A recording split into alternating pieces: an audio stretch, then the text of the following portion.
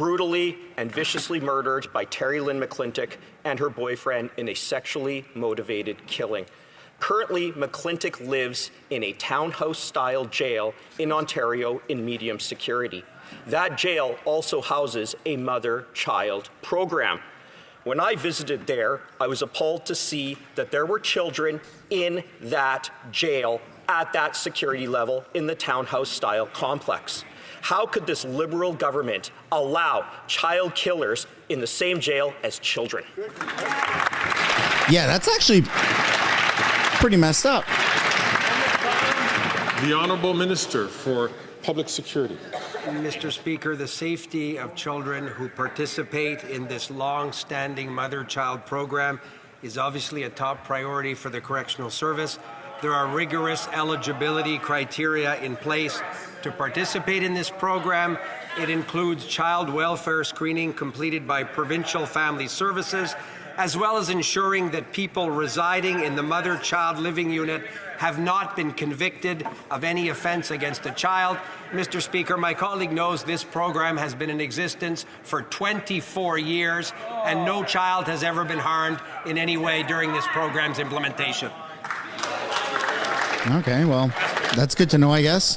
The Honourable Member from Kamloops, Thompson Caribou. Mr. Speaker, these living units are townhouses literally right next to each other. And if they're going to screen people, why aren't they screening the sex offender killer that lives next door? Mr. Speaker, this is the time to show courage and not cowardice, and this minister is doing the complete opposite. This comes back to Bill C-83 that allowed people like McClintock, Bernardo, and Rafferty to serve their sentences in the least restrictive measure. Victims are owed an apology. Is this minister going to reverse these failed policies and get rid of children with sex offenders? The Honourable Minister for Public Safety. Mr. Speaker, this member does a disservice and is disrespectful to the victims of these very people he keeps naming in this House of Commons. He's trying to protect people. What are you talking He about? just named are inmates in federal correctional facilities. He pretends that the most important criteria for their incarceration is not the public safety of Canadians. He knows that that's false, and he does a disservice to continually name these people in the House of Commons. We're thinking of the victims of these horrible people and don't think that he should continually drag their names out in this House.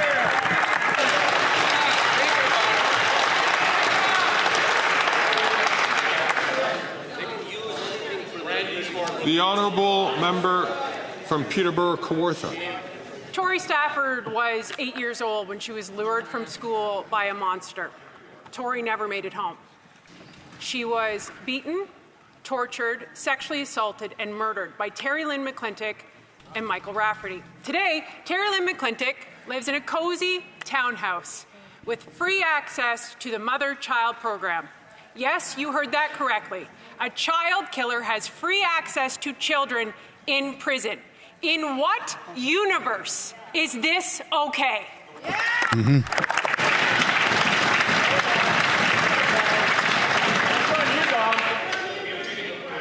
The Honourable Minister for Public Safety. Mr. Speaker, the honourable member knows that the facts that she just alleged are entirely fabricated. She says, Mr. Speaker, in what universe would that I'm going to invite the Honourable Minister to withdraw that comment because saying that someone has told a deliberate falsehood in this That breaks parliamentary privilege. considered parliamentary. Yeah. Ask the Honourable Good. to order. Whoa. I'll invite the Honourable Minister to withdraw those comments and to start from the top. Mr. Speaker, I'm happy to withdraw those words. Mr. Speaker, I think it's important for honourable members in this House that allege a series of circumstances to be sure that they're accurate. And when the honourable member says in what scenario would that particular conduct that she alleges be appropriate, the answer, Mr. Speaker, is in no scenario in Canada. So she can wonder why she keeps talking about issues that she knows are entirely inaccurate, Mr. Speaker.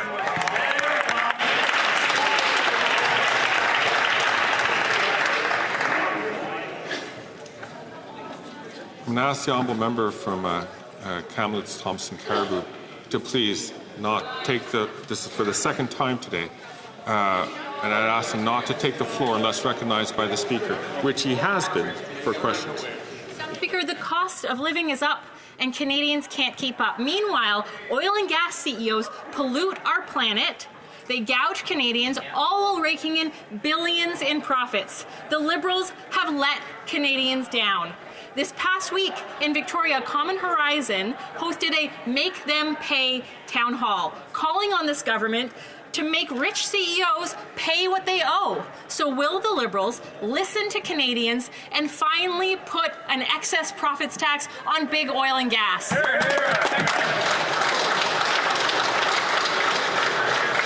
The Honourable Minister for Natural Resources and Energy. Thank you, Mr. Speaker. I would say that this government has been listening to the voices of Canadians who are concerned about climate change, are also concerned about building an economy that will thrive in a low-carbon future. We have put into place a plan that is cutting carbon emissions that were accelerating under the Harper government.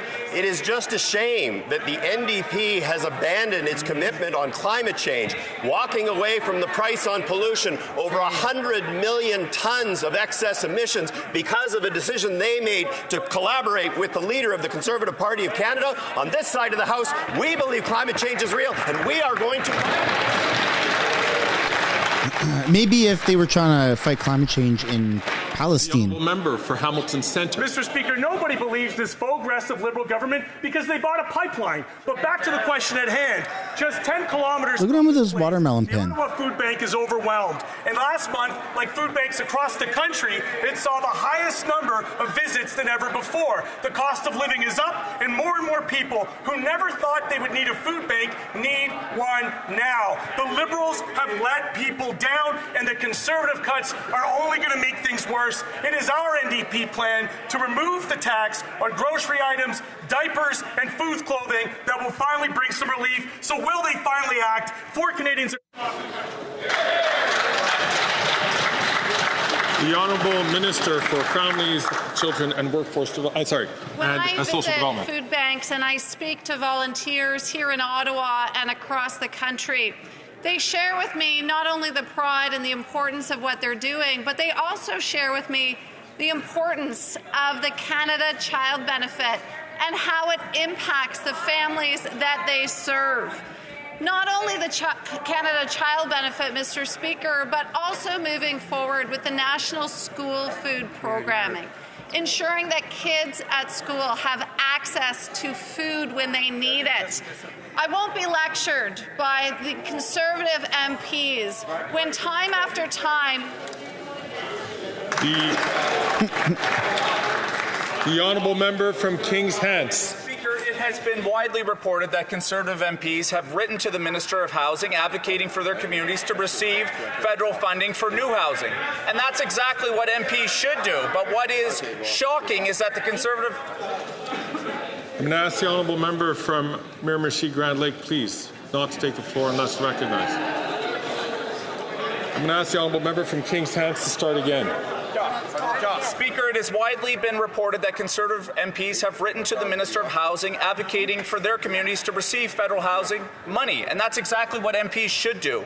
But what is shocking is that the Conservative leader has banned them from advocating for their communities and imposed a gag order from them even talking about these initiatives just because he wants to cut housing funding. Can the Minister of Housing encourage Conservative MPs to find their voice or provide them a witness protection program so they can keep communicating? And can he explain what the Conservative leader's cuts would do to home building in this country, Mr. Speaker?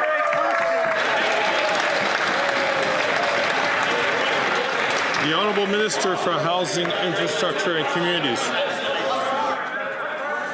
let me start by thanking my honourable colleague for advocating on behalf of his communities, because that is indeed the role that members of Parliament play. In fact, his advocacy has helped secure millions of dollars for communities like Wolfville, East Hants, West Hants, Kings County. Now, Mr. Speaker, I was shocked to learn that the Conservative leader planned to cut these investments when they were going towards building more homes in my province of Nova Scotia. By the way, it's working with a 23% increase in home starts this year. But I was more stunned to see the Conservative members of Parliament abiding by their leader's instruction, refusing to advocate for their communities. If they need witness protection, I'd be happy to speak to the Minister of Public Safety on their behalf. What time is it for? It's time for the minister to fire the Minister of Official Languages. He says he's an Indigenous person, even though he's not. He claims his great-grandmother is Cree, and that's false. He's not the Randy from the text who runs GHI, but we now know that there's only one Randy in the company. Worse still, the company in which he's a shareholder received government contracts while he was in cabinet. The Minister of Official Languages must do the only honourable thing, resign in shame. Will the Prime Minister fire his imposter of a minister?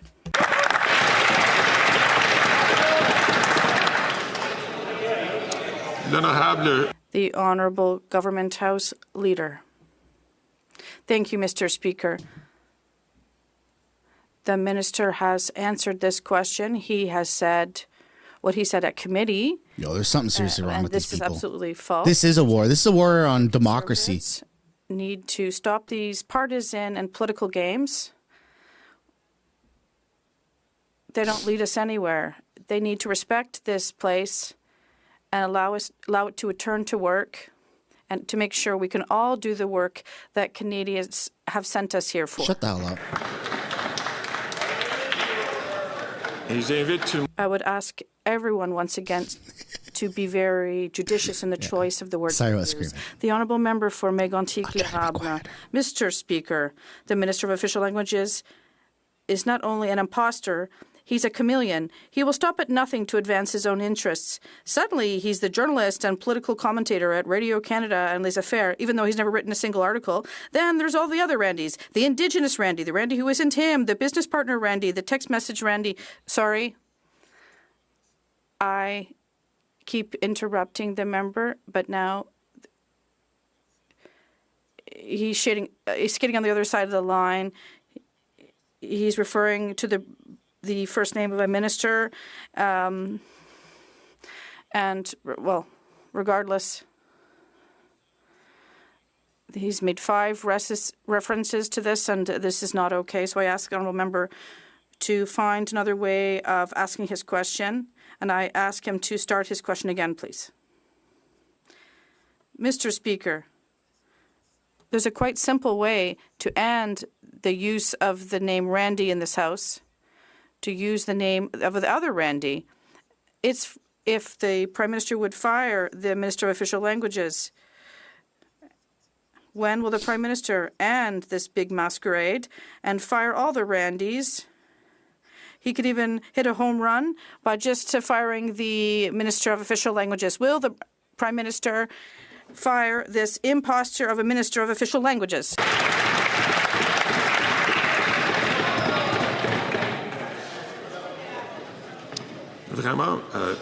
Truly, you have put me in a very uncomfortable situation. The Honourable Government House Leader. Mr. Speaker, this is unbelievable what the Conservative members are doing today. They are showing they have no respect for this place, for democracy in Canada, or as what you're saying as Speaker of this House. There are Canadians who are watching the circus that they are doing on the other side, and the Conservative members are making a joke of this place. It is the seat of our democracy, and this is really shameful. Thank you. Bonne réponse.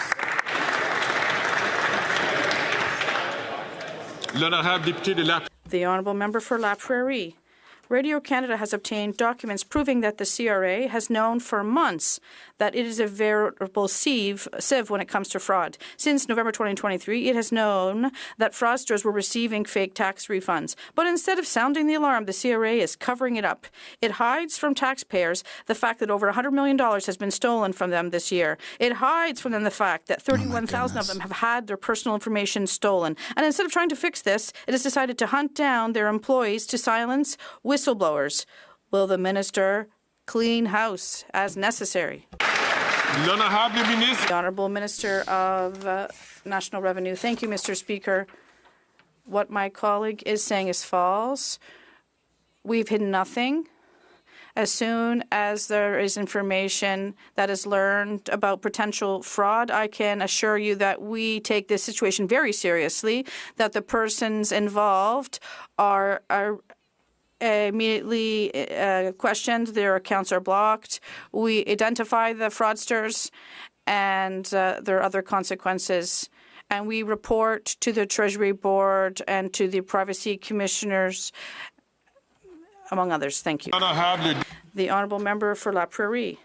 Impressive. When it comes to crisis management, the CRA is an example not to be followed. Here's how they don't deal with fraud. 1. Hide the crisis until it ends up in the newspaper. 2. Hide the theft of personal information from the Privacy Commissioner. And 3. Hunt whistleblowers instead of fraudsters. In short, CRA executives don't want to solve the problem. They just don't want to be blamed for it. Their top priority is to protect their own backs. Will the minister get her priorities straight? I'm glad that Shear's still there. My camera's blocking him, but he's still there. Thank you, and he's Mr. laughing. Speaker. I'm ready to do what we have to, and I'm already doing it because what my colleague is saying is false. It's completely untrue. We've hidden nothing. As soon as we see there's a potential fraud, we block accounts, we seek out the fraudsters, we make reports. Yes, we report according to the processes. We do it quarterly. We do it to the Treasury Board, to the AG, and to public accounts. The Honourable Member for Rosemount-La Petite Patrie.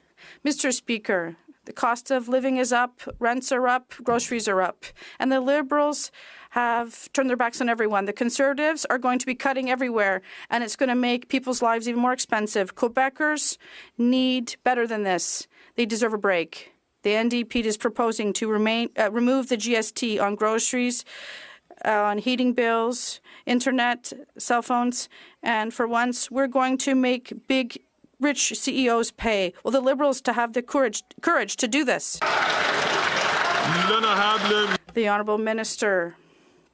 Mr. Speaker, we agree for once with the NDP. It's true the Conservatives don't have a plan. They just want to cut. They want to cut health care, cut daycare. They want to cut to other assistance. We know what the Conservative plan is, but if there's one thing that people who are watching us at home know, on this side of the House, Mr. Speaker, we believe in investing in Canadians. We believe of investing in families and in health. No, you don't. Because not a single person believes that. Are sure of themselves to invest in their citizens. Thank you. Member from Elmwood, Transcona. Mr. Speaker, Manitoba families are paying more and getting less at grocery stores. She's got a pin too, a Ukraine pin. And the size of the packaging is getting smaller. Families need a break. It's engulfed by her hair. Now. That's right. Dude, I hate this chick in the back. And people in my riding, this chick right here, I hate her. Will cut and gut important things we need, costing families thousands of dollars. The NDP will help families by removing GST off essentials like groceries, kids' clothing, and diapers. Why won't this government give families the break they need and remove the GST now?